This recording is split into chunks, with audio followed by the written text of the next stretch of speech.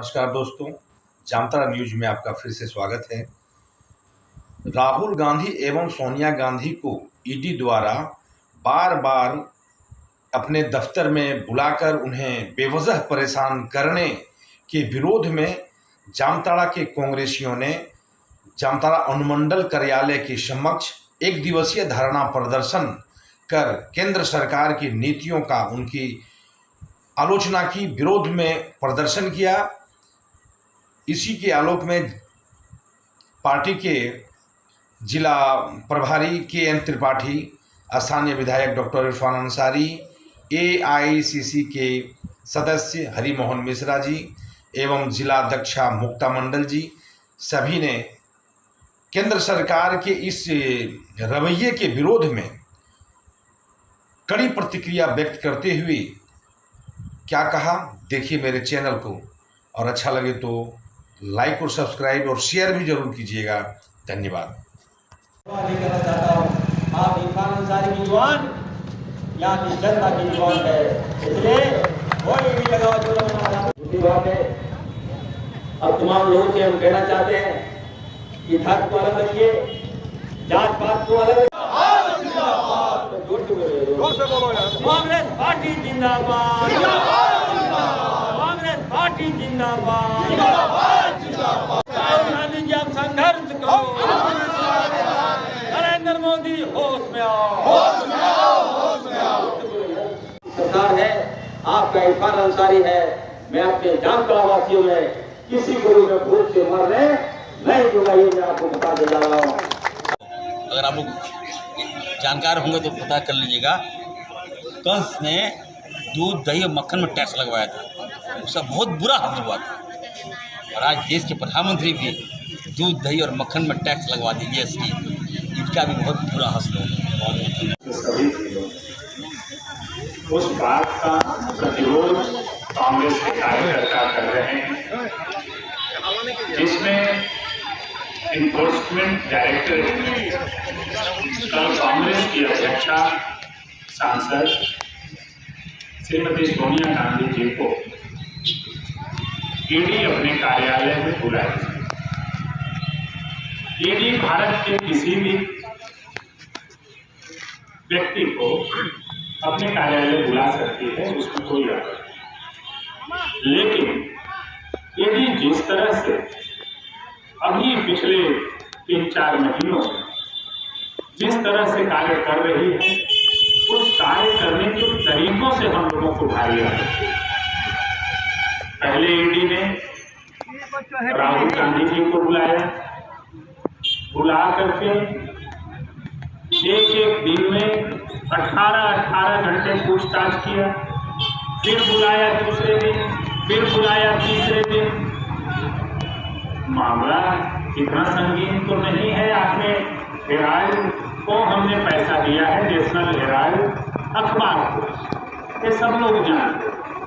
इसमें कुछ ऐसा तो नहीं है जिसमें कई घंटा और कई दिन पूछा जा सके। श्रीमती सोनिया गांधी जी को कोविड हुआ, वो अस्पताल में पहले से वो बीमार रह रही हैं, विदेशों में उनका इलाज चल रहा है, चल फिर नहीं पा रही हैं, लोगों से मिल नहीं रही थी, हम जैसे नेताओं से नहीं मिल पा रही थी। इसके बाद गंगा राम में ऑपरेशन हुआ और ऑपरेशन के बाद डॉक्टर ने उन्हें सलाह दिया कि आप आराम करें। फिर ईडी ने उनको समन किया कि आप 21 तारीख को हाजिर हो जाइए। यदि इतना ही जरूरी कोई सूचना लेनी थी या कुछ बात की जानकारी लेनी थी, ईडी उनके घर भी जा सकती थी पूछने के लिए। तो ईडी का यह जो कार्यकलाप है यह उस दिशा में बढ़ रहा है जैसे कि भारतीय जनता पार्टी की सरकार और विपक्ष के कांग्रेस की सरकार को, विपक्ष में जो कांग्रेस है उसको ये देश में बताना चाहती है झूठ मूठ का बुला करके कि भाई यहाँ पर कांग्रेस का शीर्ष नेतृत्व भी ईडी के पूछताछ में है, कि आप देश को बताना चाहते हैं, इसीलिए आप इसको काम नहीं करना चाहते। तो हम देश को यह बताना चाहते हैं कि आपको सत्ता भारत की सीमाओं की सुरक्षा भारत के लोगों के विकास के लिए दिया गया था। आपको इसलिए नहीं दिया गया था कि आप सत्ता में बैठे रहने के लिए संविधान में जो इन्फोर्समेंट डायरेक्टरेट है, CBI है, इनकम टैक्स है, इनके अधिकारियों को आप दुरुपयोग करें, इनकी शक्तियों को दुरुपयोग करें, इनके आत्मनिर्भरता निर्णय लेने की जो क्षमता है उसको दुरुपयोग करें और विपक्ष को बदनाम करें, विपक्ष को अपमानित करें और विपक्ष को कमजोर करें। इसके लिए भारत के लोगों ने आपको सत्ता नहीं दिया, लेकिन आप इसका दुरुपयोग कर रहे हैं। तो ये हमारा कर्तव्य है कि भारत के लोगों को यह बताएं। देश के 650 जिलों में आज हमारा कार्यक्रम चल रहा है। यह बताएं कि आपकी मंशा ठीक नहीं है और आप जिस रास्ते पर चल रहे हैं वो रास्ता ठीक नहीं है, वो देश हित में नहीं है, देश के लोगों के हित में नहीं है। आप इसको बदलें। यह देश की सबसे पुरानी और सबसे बड़ी पार्टी आपको यह सलाह देती है कि आप ऐसा प्रतिशोध की भावना में, आप सत्ता में बने रहने की भावना में ऐसी गलती न करें। आपको अभी जो करना चाहिए, पूरे भारत का जो यह बेल्ट है, जहाँ पुराना मगध का केंद्र बिंदु हुआ करता था, जो आज का बिहार है, झारखंड है, उत्तर प्रदेश है, छत्तीसगढ़ है, ये सारे राज्य सुखाड़ और अकाल की चपेट में, बारिश नहीं होने से खेत में बिछड़े सूख रहे हैं, किसान त्राय त्राय कर रहा है, उसके घर में जो अनाज था वो बीज के रूप में वो खेत में डाल दिया। लेकिन आज तक रोटी समाप्त हो जाती थी, धान खेत में हरे भरे लहरा रहे थे, लहराते रहते थे, लेकिन आज खेत का बिचड़ा सूख गया है।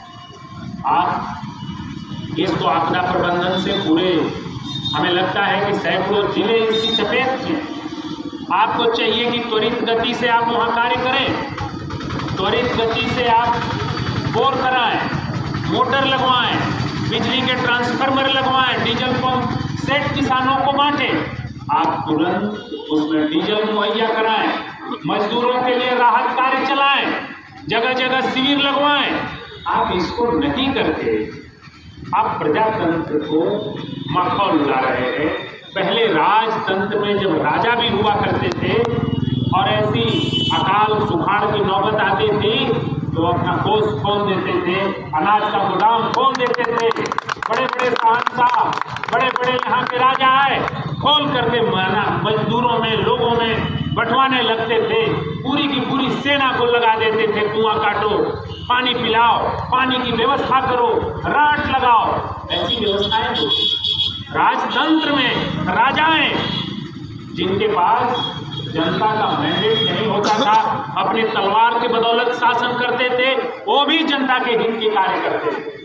आपने तो जनता का वोट लेकर के आप गद्दी पर बैठे हैं, आपको यह कार्य करना चाहिए तो आप कार्य कर रहे हैं कि कभी सोनिया गांधी को बुलाओ, कभी राहुल गांधी को बुलाओ, कभी कोई कांग्रेसी ज़्यादा बोल रहा है तो उस राज्य में उसको बुलाओ, फिर कहिएगा इरफान अंसारी को बुलाओ, फिर कहिएगा KS त्रिपाठी को बुलाओ।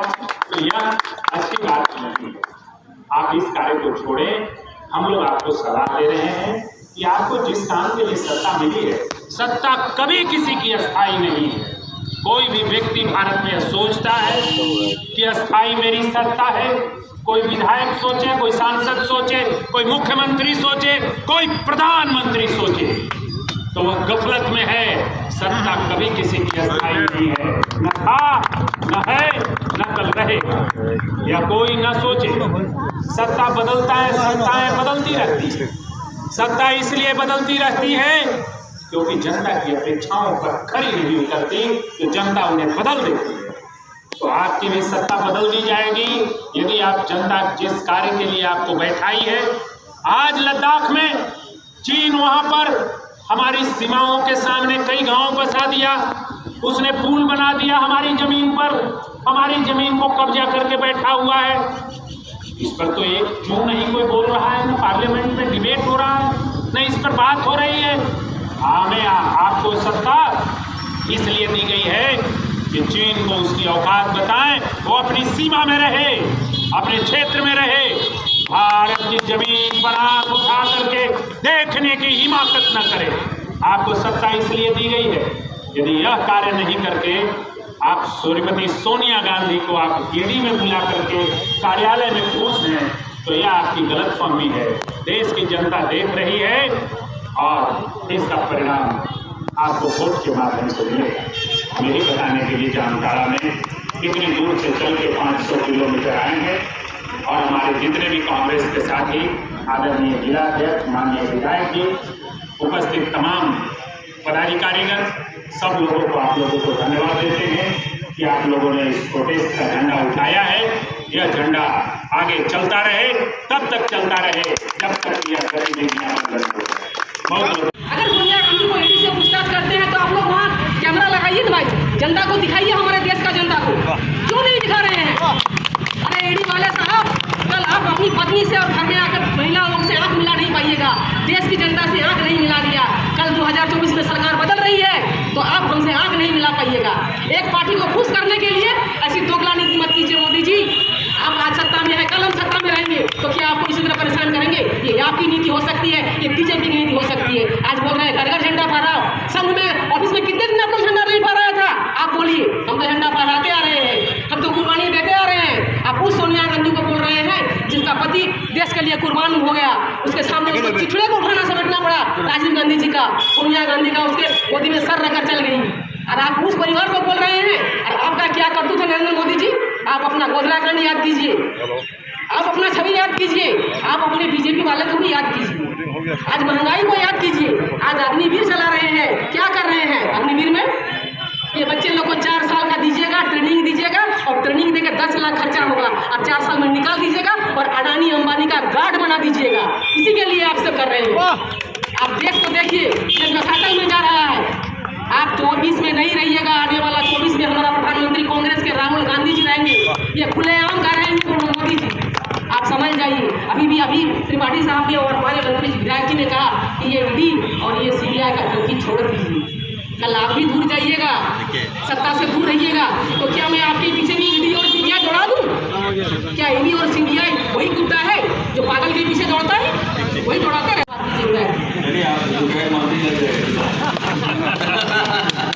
कि ये मोदी जी का जो भाजपा का जो जुल्म है, उनका जो हथियार है, क्योंकि वो तो डायरेक्ट रूप से सक नहीं रहे हैं लड़ने से कांग्रेस पार्टी से, तो ईडी को कभी सीबीआई को हथियार बना के वो लड़ रहे हैं।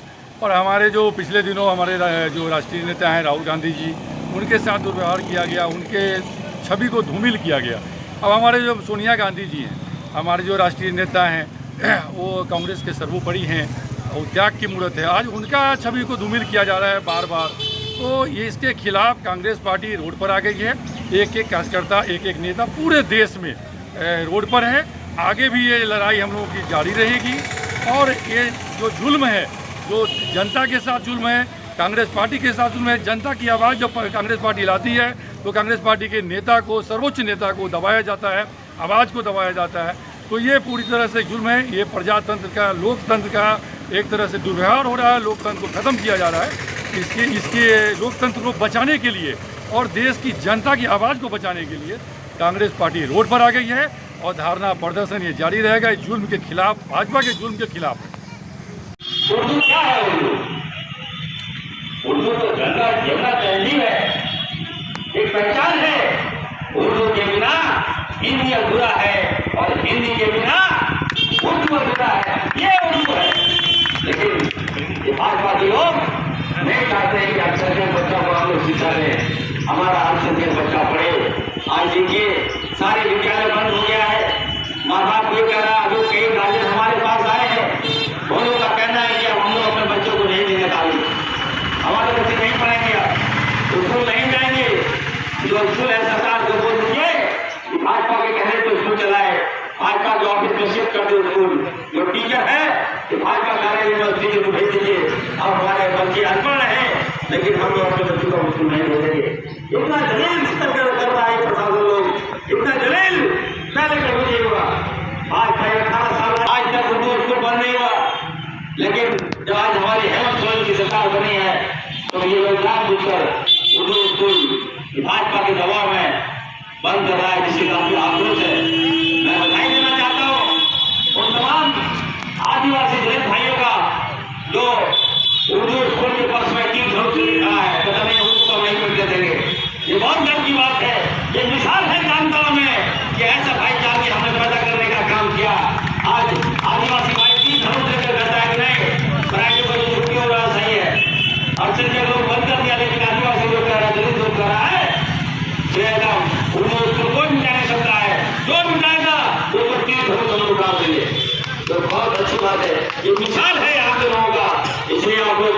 चिंता मत कीजिए, 29 तारीख से विधानसभा है, हम आपकी जो जन समस्याओं को उठाने का काम करेंगे और अच्छा वातावरण जो जामताड़ा में हमने दिया है, आज जामताड़ा देखिए हर क्षेत्रों में अव्वल कर रहा है।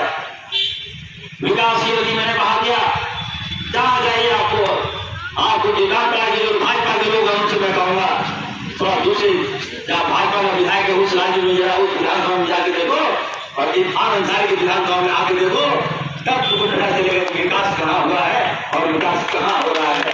ऐसे नहीं है कि फेसबुक और व्हाट्सएप और मीडिया में कमेंट कर देने से विकास नहीं होता मेरे भाई। विकास करने के लिए आपको रूप में खड़ा रहना पड़ेगा, विकास करने के लिए आपको दिन रात गरीब की सेवा करनी पड़ेगी, जो काम सही चल रहा है।